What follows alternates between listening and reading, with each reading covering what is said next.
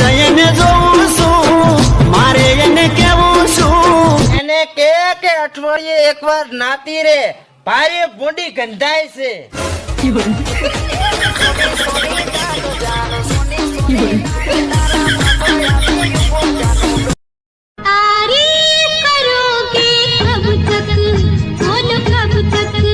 जब तक दूसरी सेटिंग नहीं हुई तब तक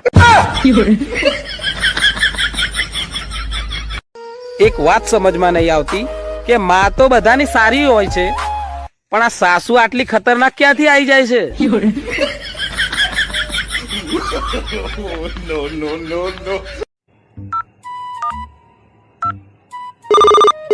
હાલો હા શેઠ વરસાદ બહુ છે તો આજે દુકાને આવું કે ન આવું? તું જાતે જ નક્કી કર કે તારે આજે આખો દિવસ મારા હાથ નીચે કામ કરવું છે કે તારા પત્નીના હાથ નીચે. હમણાં આવું રેનકોટ પહેરીને આવું.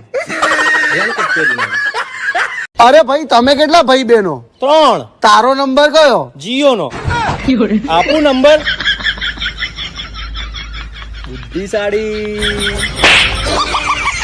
ખબરદાર જો બીજી વાર મારા માર્ગમાં આવ્યો છે તો. અરે મારી રાણી, આ માર્ગની શું વાત કરે છે? અરે હું તો તારા જીવતરના માર્ગમાં ગુલાબની જેમ ગુલાબ બનીને આવવાનો છું, સમજી? સાહેબ નવરાત્રી આવે છે તો ફાલ્ગુની બેન અને કિંજલ બેન બંને પછી ઈંધણા વીણવા નીકળશે.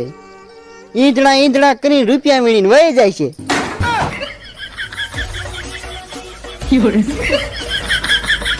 સાહેબ કોરોનાની પહેલી લહેર આવી ને તે નિશાળું બંધ કરી દીધી અને બીજી લહેર આવી ને તે પરીક્ષા દીધા વિનાના પાસ કરી નાખ્યા.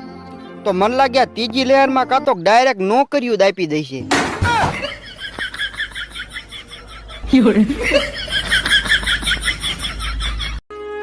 ધોમ કળિયુગ આવી ગયો. કેમ? માનવતા જેવું કાઈ છે જ નહીં. હું થયો? હું કેવું હવે જાવા દ્યો ની. પણ હું થયો? ફોનીને દુકાને ગઈ તી, 2 તોલાનો ચેન લીધો ને કીધું લખી લેજો તો મને દુકાનમાંથી કાઢી મૂકી.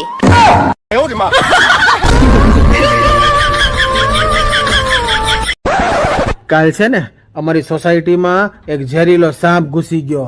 પછી મેં પરાણે હોમ દઈ મારી ઘરવાળીને ઝેરીલા સાપને પકડવા હાટું થઈને મોકલી.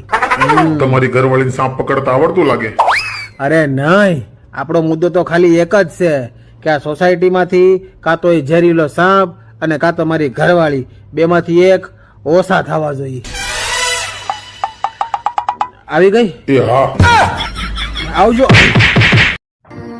સાહેબ હું ભણતો હતો ત્યારે જે છોકરીએ મને એમ કીધું તું ને કે નથી હારો લાગતો, અરીસામાં કોઈ દી મોઢું જોયું છે, આજ સાહેબ મારા વિડીયો જોઈને એની કોમેન્ટ આવી અને એ શું લખ્યું તું ખબર છે? કે ભૂત જેવો સુધરો જ નહીં.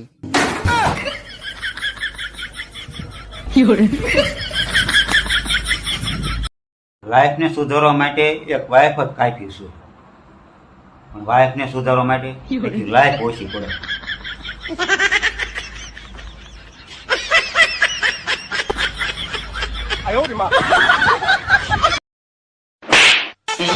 ए धनिया इधर मत मार, समझा क्या? क्यों? इधर छोटा दिमाग होता है, आदमी मर जाता है. छोटा बड़ा क्या, तेरे को तो दिमाग ही नहीं है.